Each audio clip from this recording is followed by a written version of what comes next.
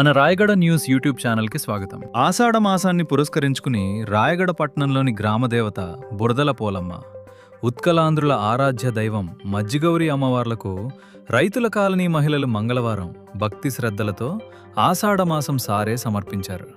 ఈ కార్యక్రమంలో రాయగడ ఎమ్మెల్యే కడ్రక అప్పలస్వామి పాల్గొని మహిళలతో కలిసి అమ్మవార్లకు సారే సమర్పించారు.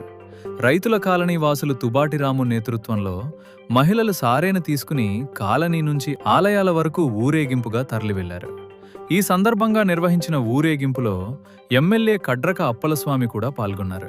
అనంతరం ఎమ్మెల్యే మాట్లాడుతూ, మన సంప్రదాయాలు, సంస్కృతిని కాపాడుకోవాల్సిన బాధ్యత ప్రతి ఒక్కరిపై ఉందన్నారు.